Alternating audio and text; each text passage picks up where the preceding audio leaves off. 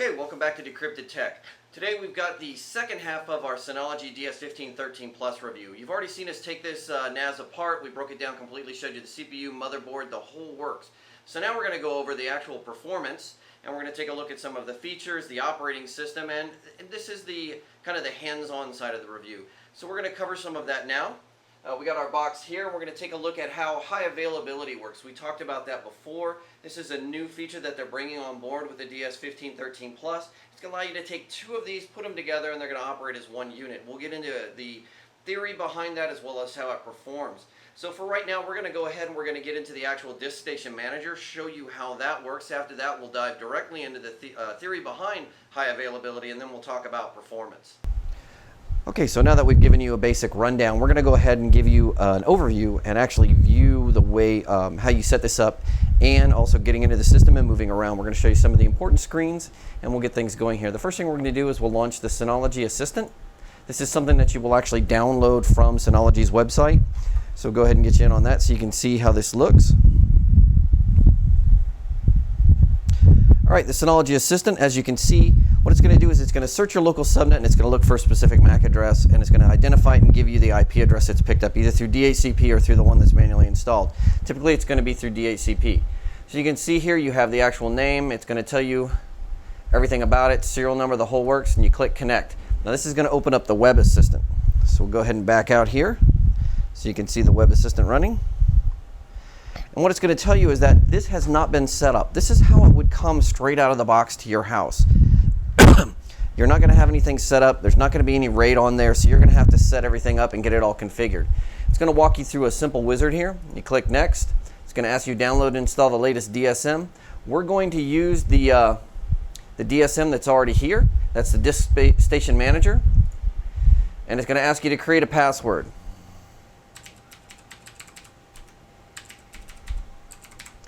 So this is going to be the good thing. So it says create Synology hybrid RAID. That's the default. That is actually what probably works best with inside the Synology NAS boxes, the DS1513 to 1512. It's a pretty good version of RAID. If you want, you can set it up. You can uncheck this, and it will actually let you set up the type of RAID you want on the, once you get everything installed. But we're going to go ahead and leave the Synology hybrid RAID up. We're just going to click Install now. So this is going to initialize. Shouldn't take too long, but we'll be right back with you as soon as it's done. Okay, and we're back. As you can see, once it's finished with the installation, it's actually going to bring you right to the login screen. But there's also going to be a change, so we'll go ahead and minimize this for a second. What you'll see is when you look at the Synology Assistant, that's actually going to change from not installed to ready. So you can see that everything's ready now. We'll just go ahead and minimize this again and open Internet Explorer back up, and we'll type our login.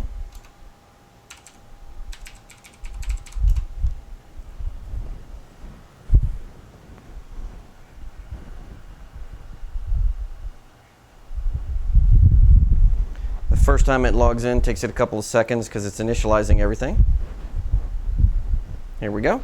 All right, so now it's going to check the hard disk to see if the volume, it's going to check in the background. So it's going to say, hey, do you want to check the status? We recommend that you do. All right, as you can see, when it comes up, it's going to be checking the consistency. You'll have the storage manager that'll pop up, and this will run until it's finished. Right now it's about 2%, so we'll go ahead and minimize this.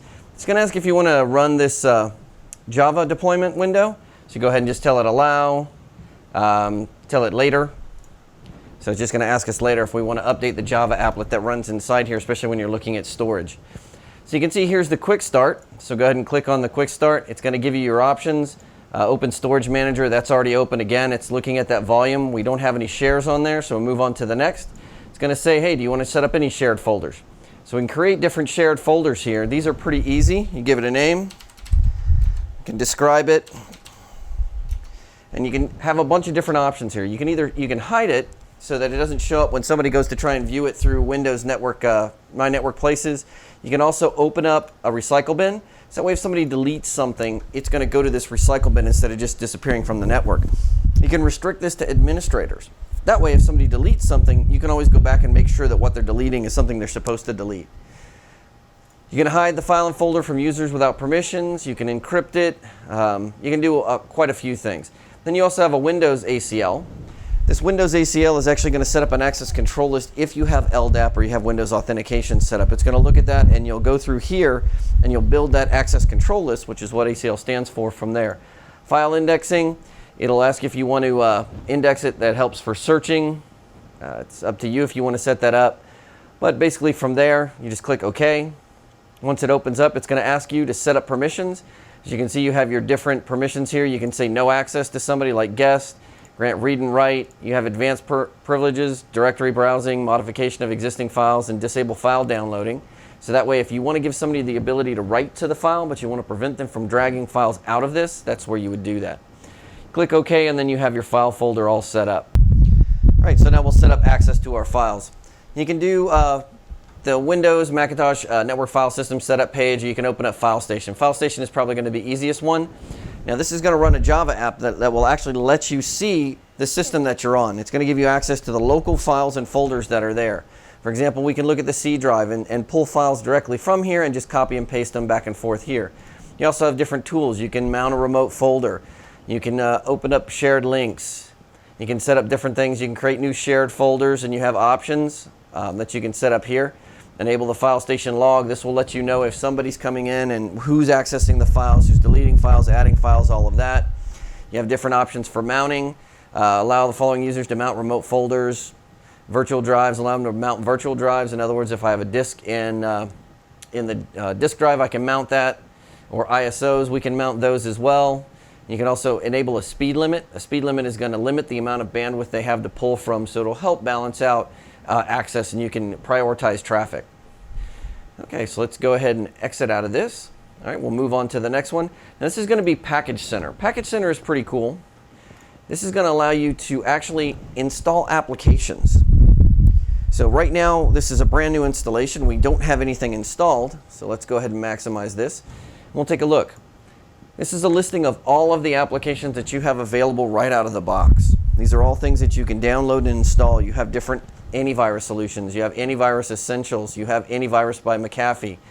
And as you click on each one, it's going to tell you, give you a brief view of it. You can scroll between different screenshots, and then of course you can choose the option to install. Then you can break it down by individual types of applications over here on the left-hand side.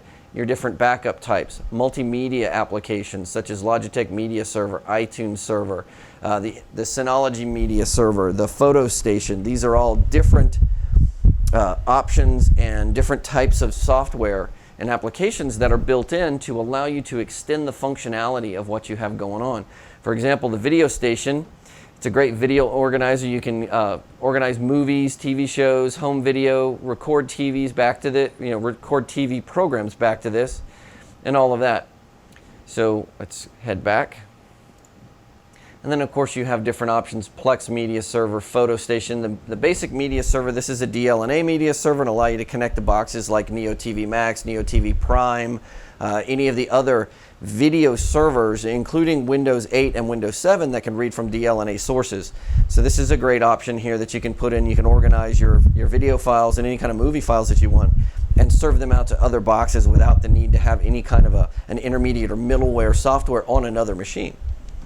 Right, then you have business applications. Again, Cloud Station. The Cloud Station is exactly what it says. It turns your Synology DS1513 into a cloud server. You can access it on your iPhone. You can access it on your Android phone. I believe you can also access it on Windows Phone, or you can access it through your laptop if you're mobile. And you can get in here and manipulate files and folders. And you can also sync information. So you have the Cloud Station. You can do sharing, share exactly what you want or what you don't want, change privileges, all of that. It's a great little application that turns it into your own private personal cloud, as opposed to storing all of your crap with somebody like Google, Microsoft, or Dropbox, or any number of other companies. So it really enables that ability with a single one, low one-time cost versus a monthly recurring cost for a solution like Dropbox. You can even set up as a mail server. This has a mail server that's in here. You can set it up if you want to pull mail or serve mail. You have Opera. You have different types of commerce. OS Ticket is kind of a nice one that allows you to do different items, including inventory assets that you have in there, and also create different tickets. You have xCloud, WordPress, PHP BB. You just have a ton of options that are all here, and they're all free. Under security, you have a surveillance station. You install this, you can actually pull data from different security cameras. There is a compatibility list, so it's not going to work with every single IP camera out there, but it's going to work with quite a few of them. Utilities, here you can see utilities, Asterisk, which is an open source phone system. So if you have a PBX, you can click this in and it becomes a really nice central control for your PBX system. You also have radius server, directory server, DNS server, high availability. We'll kind of talk about that in a minute. But this is an application that you can install. This is how you get the high availability between two nodes, two DS1513s. You set this up, and we'll discuss all of that. Again, you click on the link below this video. We've got everything written up. You can see exactly how it works with pictures. But this requires Python, which is another application we'll show you here in just a minute. You set up the high availability server, and it allows you to create an HA cluster. So you have two nodes. These two nodes are going to continuously talk to each other, and they're going to keep a synchronization of all your files and folders, everything that you have here. If one of them goes down, the other one is responsible for picking up and taking over where it left off. It's going to be a single IP that all computers will talk to.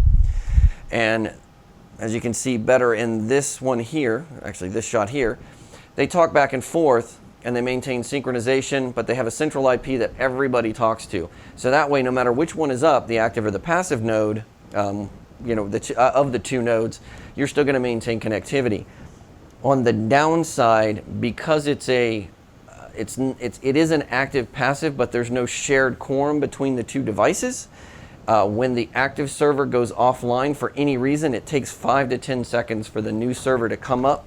That is long enough to where it's going to interrupt database connectivity, streaming video, streaming audio, anything that requires a continuous stream of data and looks for that interruption to make sure the data is being transmitted to the other end, it's going to stop. However, the nice thing about it is that you are not going to be down for several days. You still have the other one that's up. You can fix whatever's going on, replace drives, whatever you need to do, and still maintain that uptime so your business is not shut down. So it's a good product. There's just some extra things that Synology can probably do to improve it. Again, Perl, PHP MyAdmin, all of that. And then, of course, there's Python, which is required for your high availability.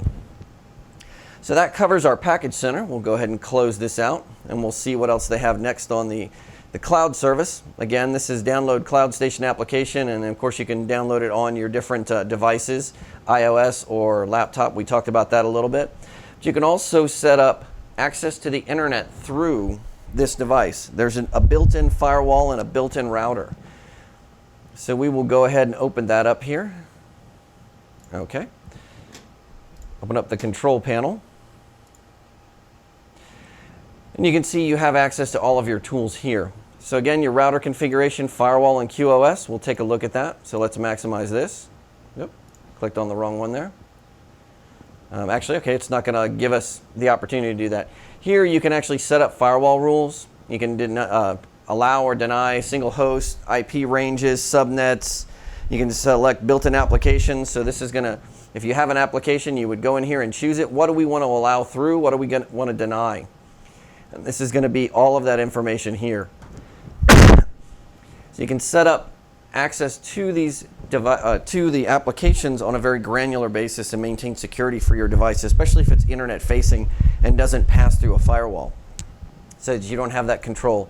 You have traffic control. So we can actually say, okay, this is exactly how much bandwidth the mail server is going to get. This is exactly how much bandwidth that my media server is going to get. And we can take that and say, here's how much you will always get, and here's how much the maximum I will allow you to get. This is a great tool, especially if you have items that you know need priority. You can set up denial of service protection. So this will help mitigate some of the DDoS attack methods that are out there. It's not going to prevent all of them. There's just nothing that can prevent all of them, but it's going to help mitigate that. So, all right, so we'll close this. We'll go back to home here, and we'll take a look at the router configuration. Router, of course, we don't have the router set up, but what you would do is you would take one port, it would go to your IP internet service provider, and that would become your access to the outside world. Again, that's where that firewall plays into. We typically don't set this up. I don't feel that this would be, yep, we'll kill that. I don't feel storage should be on the edge of your network. It's not really something you want to do. It should always pass through some sort of firewall that controls and monitors that traffic anyway.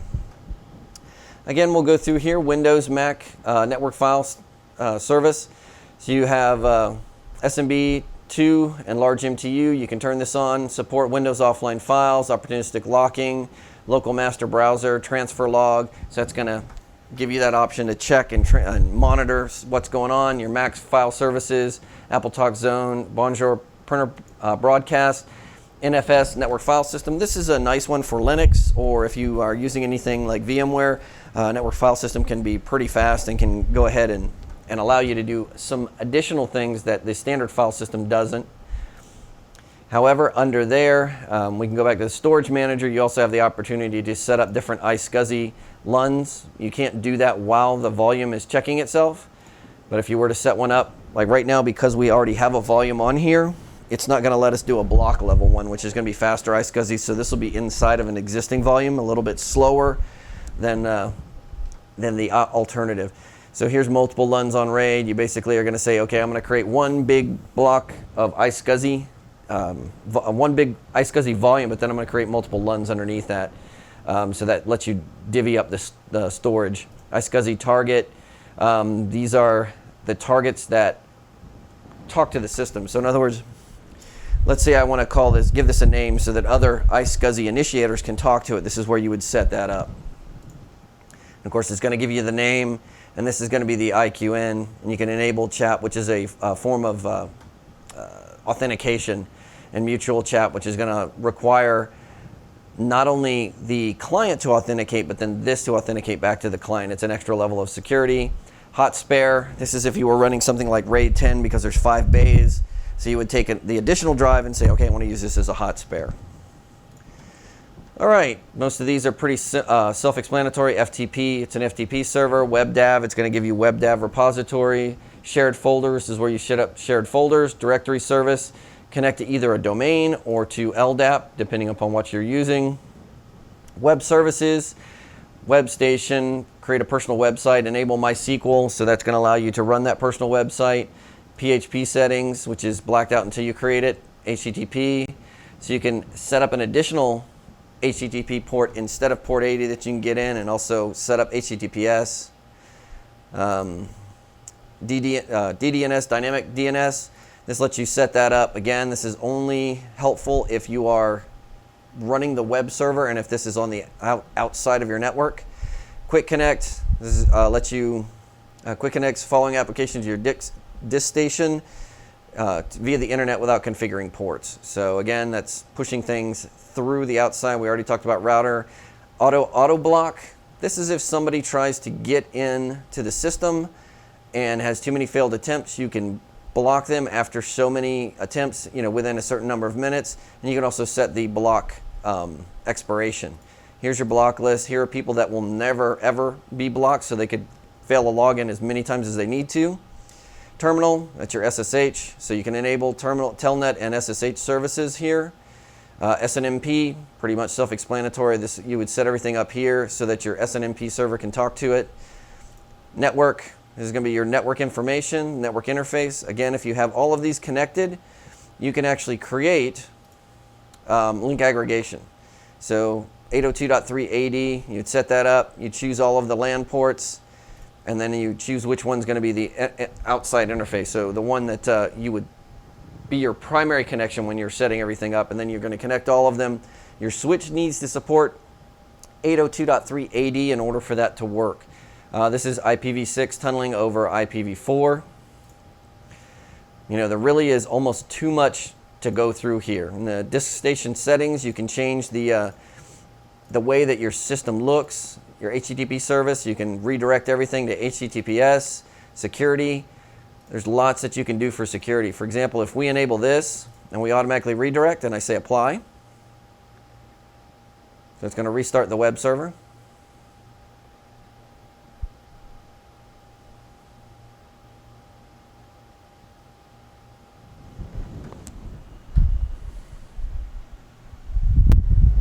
All right.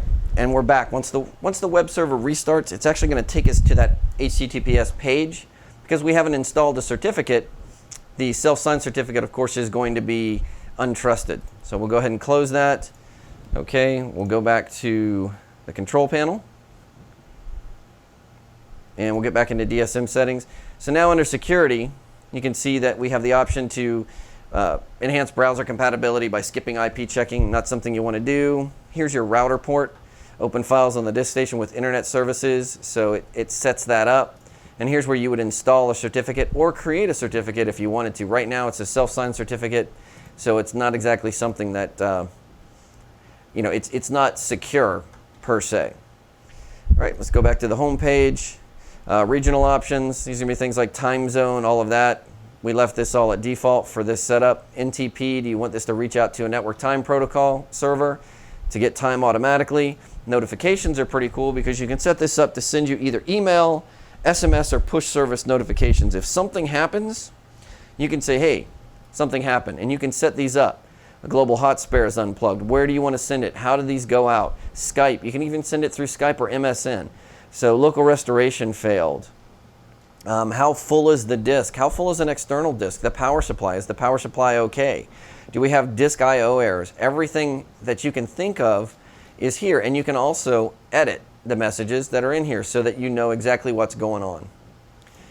All right, so hardware information. This is going to basically, if we lose power, does this restart? Do we enable wake on LAN on all of these? We have quiet mode and cool mode. We can turn on cool mode. That's going to turn the fans all the way up. Beep control. When should the system beep? UPS, uninterruptible power supply. Power schedule. You can actually tell it to turn off and turn on at different times. And you also have hard disk hibernation. After it's been sitting for a while, how long before the disks spin down? That can help you save power, but can also result in some performance issues. Devices and printers. Here's anything that's connected via USB, eSATA, anything like that, they'll show up here. Bluetooth, if you plug in a Bluetooth adapter, you can actually run this through Bluetooth, restore to defaults, update. You can do the update straight through here. Move to application privileges. This is when you have any applications installed, who has access to it, either locally or on your domain.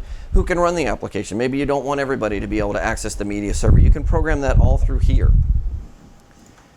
All right, application portal. Again, how do you want this to look? Enable customized alias, enable the customized HTTP port.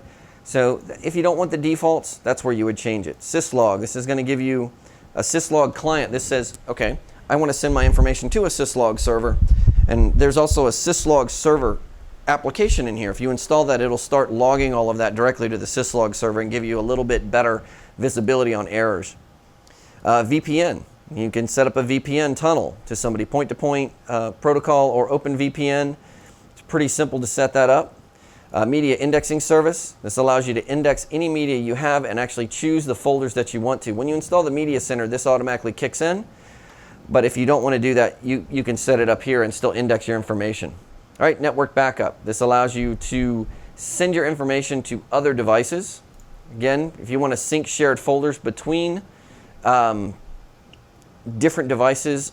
So let's say you have a laptop and you want to make sure that whenever you plug into the network, whatever's on your laptop is automatically synced back up to your storage here. This is where you would do that. Time backup. This allows you to send another Synology server to do backups at different times and send them here. So it's another nice feature. And then of course task scheduler. This is pretty much what it says. User-defined script, recycle bin, beep control, service. Do you want a service to restart? Which service do you want? Okay, stop the service at a certain time, enable the service at a certain time. So if after hours, let's say during the workday you don't want the FTP server on. During the workday you don't want the photo station on, or the file station on, or cloud service. You can turn this on and say, okay, at 6 o'clock it comes on, so your employees can get access to what they need after hours, but they can't during the workday. You can do that. If you don't want them working on the weekends, you can shut it off on the weekends. You can start it on Monday. So it gives you the flexibility of really granular control over your device to make it work for you instead of you trying to find ways to fit it into the way that you want to work. Well, that covers pretty much everything inside the Disk Station Manager software.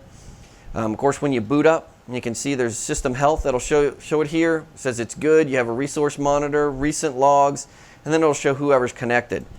All right, that covers that. What we're going to do now is we'll move into a discussion on exactly, kind of at a high level, how HA works once it's installed and it's operational between two different nodes. So we'll move on to that, and then after that we'll be back with some performance information. Alright, so let's go to the whiteboard. I'm going to explain the way traditional clustering works when you're talking about storage. When you're talking about storage, you have your different nodes, so we'll go ahead and we'll just set it up with 2 here. Now these are connected via a heartbeat network that only talks to each other. So this is two-way communication between the two, and then these 2 storage nodes generally talk to a single box, which is called the quorum. So you have node 1, node 2, they both are sort of active-active. Then you have the virtual IP that's up here, let's say that 192.168.1.1. So that's going to be the virtual IP. This is where all of your clients are going to connect to. Then the information is going to come down here, it'll hit the quorum, and then the quorum is going to be responsible for making sure that both of your storage nodes are up to date and they're in sync. Now with the way Synology does it, you still have the virtual IP, and each one of these nodes has their own IP, but we get rid of the quorum. So now there's no shared storage. So the information goes in to whichever one is the active node. Let's say this is your active and this is your passive. And then from there it's responsible for syncing up over the heartbeat network. When there's a failover, when this loses connection, the heartbeat has to verify that this one is actually down, ensure that this is in sync, and then bring it up as the active node. That takes considerably longer than if you have that quorum in the center. Because your clients are still connecting to the quorum, they never know which node they're actually talking to. So because of this difference in the design of the high availability, what you have is you have a longer amount of time between that failover that you would have if you do have a quorum set up. Now Synology could sort of extend this and provide the functionality of a quorum by, let's say, extending this into one of their 2-bay modules, include that in there, make that the owner of the virtual IP, and then it's responsible for ensuring that the data is written to both sides, and that heartbeat network is still there to ensure synchronization between the 2 nodes, as well as also detect when a node has gone down physically. It can determine if the node has gone down completely, if it's dead, obviously there's no return on the heartbeat, or if it just loses network connectivity. That means, hey, the node is up, but it can't talk out through its primary admin connection. That would give a broader functionality to the high availability here. But even so, the high availability that Synology has put into this is actually much better than anything else in its price range. It's going to guarantee that you can still access your files. There's going to be about a 5 to 10 second delay, but you can still access the files. So that covers the, on a very high level, the basic design of the way high availability works on a normal cluster and on the Synology cluster. So we'll move back and we'll talk more about performance. Okay, so we finished up with high availability, and now you understand pretty much how the system works, as well as what you're going to get when you get into the operating system. It's a very fluid, very smooth operating system. It's actually one of the features of Synology's network attached storage devices. The Disk Station Manager is one of the more intuitive and, well, more fluid graphic user interfaces that we've seen out there, and it also walks you through a lot of things pretty easily. But let's talk about performance now. So taking a look at Intel's NAS, which is the Network Attached Storage Performance Test, we ran that, and we saw that for the most part all the different levels of RAID were more than able to give us the performance that we were looking for in terms of writes, reads, all of that. You did have a very high level of HD video playback, so you're going to be able to get that playback back to your users. One of the nice things that brings that home even more on the DS1513 Plus is that you have the ability to take those 4 network ports and combine them into one single port for 4 gigabits of aggregate bandwidth. That's going to benefit you in that even if you were to have multiple clients using up a finite amount of bandwidth, no one client can use up everything that you have available. So you could have 4 people using 1 gigabit each, and they're still going to be able to access the files at that level. Now, if you do have a number of users accessing things that are considered high I/O, you can actually change that, and you can throttle the bandwidth and say, okay, this is what everybody's going to get. This is what you're always going to get, but here's the maximum that I'm going to get you, so that you prevent people from talking over each other and talking over other applications. Additionally, when you run in the different levels of RAID, whether it's Synology hybrid RAID with 1 failure disk or with 2, then you can get the read speed from these that you need in order to play then serve that data back out. Write speeds with the different levels, such as RAID 10 is going to be a little bit slower than what you see with other ones. RAID 5, of course, is a couple of steps down. It might give you a little bit more capacity, but it's not at the same performance level as the Synology hybrid RAID or, let's say, RAID 10. RAID 10 also gives you the option of having a global hot spare. You lose a disk, it's automatically going to start rebuilding, notify you, and you can swap out that disk. and of course you're still serving up this data as fast as you need to. Our 24 gigabit file move took about 6 minutes, so that's pretty good. We're passing that out there. When we have our multiple client connect, we were able to get 7 different devices to connect to this box and stream 1080p video out to them without any issues. Now, of course, if you were running a single gigabit connection, you could probably still do that because you really don't need more than about 4 megabits for HD video. When you start talking about uncompressed audio, so if you're looking at HD audio, things are going to be a little bit different. And of course, it's going to slow things down if you've got that uncompressed 5.1 channel audio. That's actually where the problem lies in trying to serve out HD content. The video is not that bad. Uncompressed raw video, even at HD, is not terribly large, but when you get that audio that has to sync up with the video, that's where you run into problems trying to serve out both of those streams.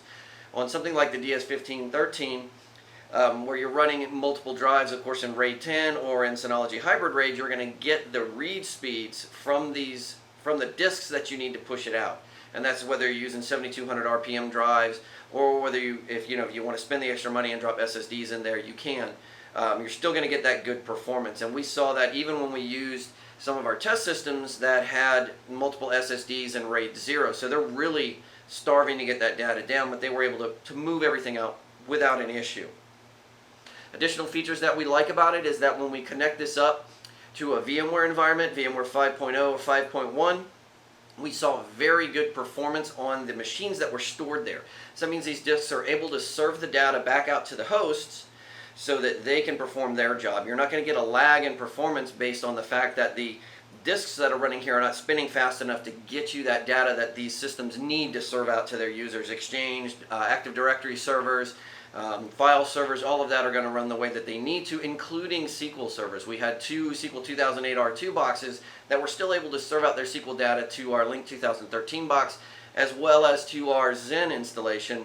So that's got a good level of performance. It's going to make sure that your data I/O is going back and forth. Of course, as we mentioned before, the high availability function still works well with VMware. There is some downtime and you are going to have to clear some alarms. The systems seem to kind of pause, but as soon as the other box comes back up, that persistent connection kicks into your hosts, into your vCenter server, and you're off and running. You're going to have to go in and clear some alarms because they're going to try and fail over to different servers, but that's better than dropping everything and having everything need to power back up. That 5 to 10 second delay is not long enough, and you can actually tweak it inside vCenter to accommodate that, so you don't have to worry about it powering everything down and trying to power it up somewhere else and the loss of data.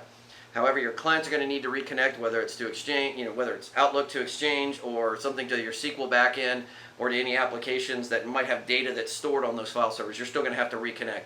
5 to 10 seconds is just too long for most clients. On top of that, your price is excellent. You're talking about $850 for the raw box, and once you put in, if you were to put in, let's say, 5 2TB drives, the same kind that we have here, the Seagate 2TB drives, you're looking at a box that's only $1,350.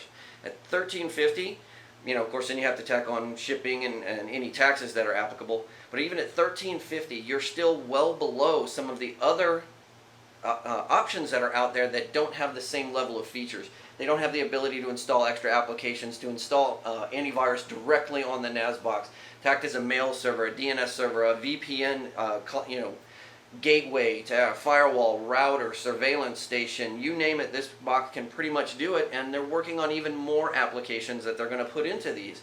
So it's a fully featured box. It's capable of doing more than just serving data to you. You can do quite a bit more. You can have CRM solutions that are installed here and hosted here because they're web-based. Sugar CRM, different ones like that. Ticketing systems that allow you to maintain inventory. So this will go out and pull your network and say, okay, here's all my assets. What do you want to do with them? And you can put it, people can put in different trouble tickets directly through this box. It allows you to expand your network and use the network you have without dumping a ton of money into it. Even if you did dive in to full HA mode, you're still only talking about $2,700 to get both of these up and running and working as a single unit so that you have that availability and that uptime. That's a fantastic value proposition at the level that these are at. And you're not going to find that in many other products out there, especially not ones that have the same standard of operating system and the same performance that we saw with the Synology box. So again, to wrap it up, we've got to give Synology for everything that we saw here, including performance, the value that you see, the features, the functionality, everything.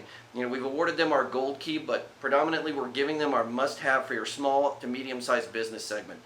This really rings around a lot of the other devices that we've seen in this same market, and nothing that has the same level of features and performance is available at the same price point.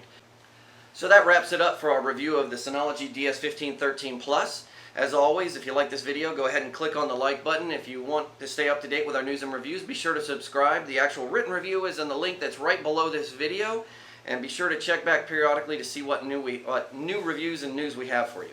Thank you.